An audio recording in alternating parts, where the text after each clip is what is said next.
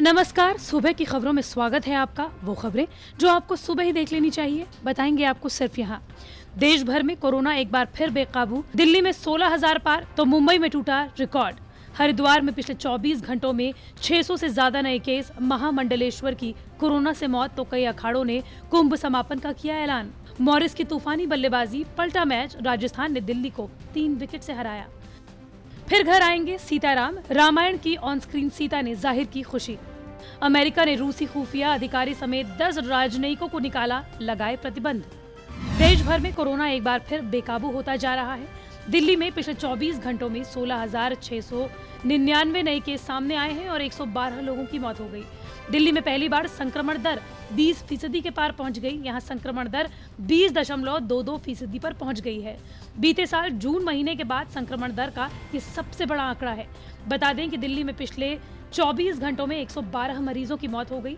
बीते साल 23 नवंबर 2020 के बाद से मौत का ये सबसे बड़ा आंकड़ा है। 23 नवंबर को 121 मौतें हुई थी। इस तरह दिल्ली में अब तक 11,652 लोगों की मौत हो चुकी है। महाराष्ट्र की राजधानी मुंबई में कोरोना के हालात ज्यादा चिंताजनक हो गए हैं। यहाँ हर रोज मामलों की संख्या बढ़ रही है, तो वहीं दूसरी ओर महाराष्ट्र में लॉकडाउन लग चुका है। इस बार पहले के लॉकडाउन जैसी सख्ती तो नहीं है, लेकिन फिर भी काफी पाबंदियां लगाई गई हैं। महाराष्ट्र में पिछले 24 घंटों में कोरोना के 61,695 नए मामले सामने आए हैं और 349 लोगों की मौत हो गई है। अब तक कुल 35,87,478 लोग होम क्वारंटीन में हैं। बताते चलें कि दिल्ली, मुंबई समेत मध्य प्रदेश, उत्तर प्रदेश, गुजरात, कर्नाटक में भी कोरोना से हालात खराब है। कोरोना के बढ़ते मामलों के बीच दिल्ली, राजस्थान में वीकेंड लॉकडाउन का ऐलान किया जा चुका है। महाराष्ट्र में लगातार बिगड़ते हालातों को ध्यान में रखते हुए 15 दिन का लॉकडाउन, तो वहीं कई राज्यों में नाइट कर्फ्यू भी लगा दिया गया है। देश भर में रोजाना 2 लाख से ज्यादा कोरोना के केसेस दर्ज हो रहे हैं। देश के दूसरे राज्यों की तरह उत्तराखंड में भी कोरोना के मामलों में लगातार बढ़ोतरी देखी जा रही है। राज्य में पिछले 24 घंटों में कोरोना के नए मामले 2000 की संख्या को पार कर चुके हैं। कुंभ मेले की वजह से भी कोरोना के मामलों में वृद्धि हुई है। अकेले हरिद्वार में 600 से ज्यादा नए केस सामने आए हैं। हरिद्वार में संक्रमित लोगों की संख्या और बढ़ सकती है, क्योंकि हजारों की रिपोर्ट्स आना बाकी है और न केवल हरिद्वार का बल्कि पूरे उत्तराखंड का है। महाकुंभ क्षेत्र में कई ऐसे साधु सन्यासी हैं जो कि कोरोना पॉजिटिव हैं। इन्हीं में से निर्माणी अणी अखाड़ा के महामंडलेश्वर की कोरोना से मौत हो गई। तो वहीं कोरोना की भयावहता को ध्यान में रखते हुए निरंजनी अखाड़ा और आनंद अखाड़ा ने कुंभ के समापन की घोषणा कर दी है।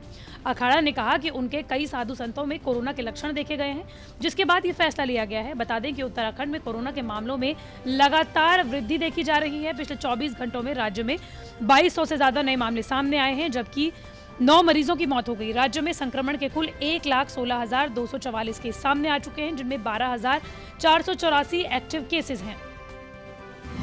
मुंबई के वानखेड़े स्टेडियम में खेले गए आईपीएल 2021 के 7वें मुकाबले में राजस्थान रॉयल्स ने दिल्ली कैपिटल्स को 3 विकेट से हरा दिया। दिल्ली ने पहले खेलते हुए 20 ओवर में 8 विकेट पर 147 रन बनाए थे। इसके जवाब में 42 रनों पर 5 विकेट खोने वाली राजस्थान ने 2 गेंद शेष रहते ही लक्ष्य का पीछा कर लिया। राजस्थान की इस जीत के हीरो रहे क्रिस मॉरिस और डेविड मिलर। मिलर ने पहले 43 गेंदों में 62 रनों की विस्फोटक पारी खेली। इस दौरान उन्होंने 7 चौके और 2 छक्के जड़े। वहीं मॉरिस ने आखिर में 18 गेंदों में 4 छक्कों की बदौलत नाबाद 36 रन बनाए। इससे पहले दिल्ली से मिले 148 रनों के लक्ष्य का पीछा करने उतरी राजस्थान की बेहद खराब शुरुआत रही। सलामी बल्लेबाज मनन वोरा 9 और जोस बटलर 2 रन बनाकर पवेलियन लौट गए। इन दोनों को क्रिस वोक्स ने चलता किया। 16वें ओवर में मिलर भी आउट हो गए। इसके बाद क्रिस मॉरिस ने मोर्चा संभाला और अकेले अपनी टीम को जीत दिला दी। कोरोना वायरस का संक्रमण तेजी से बढ़ रहा है और इसी वजह से कई इलाकों में लॉकडाउन का ऐलान कर दिया गया है। इसी बीच पिछले साल टीवी पर प्रसारित हुआ शो रामायण एक बार फिर से रीटेलीकास्ट किया जाएगा और इसे लेकर दीपिका चिखलिया काफी एक्साइटेड हैं।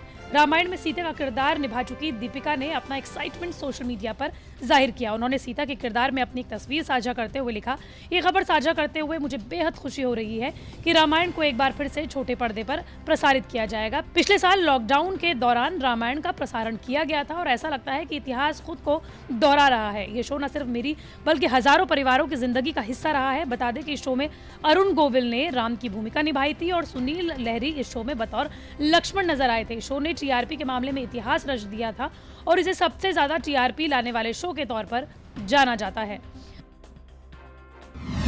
अमेरिका ने पिछले साल के राष्ट्रपति चुनाव में हस्तक्षेप करने और अमेरिकी संघीय एजेंसियों में सेंधमारी करने के लिए रूस को जिम्मेदार ठहराते हुए 15 अप्रैल को उसके 10 राजनयिकों को निष्कासित करने का फैसला लिया है। इतना ही नहीं, 30 से ज्यादा लोगों और प्रमुख वित्तीय संस्थानों पर प्रतिबंध लगाने की भी घोषणा की है।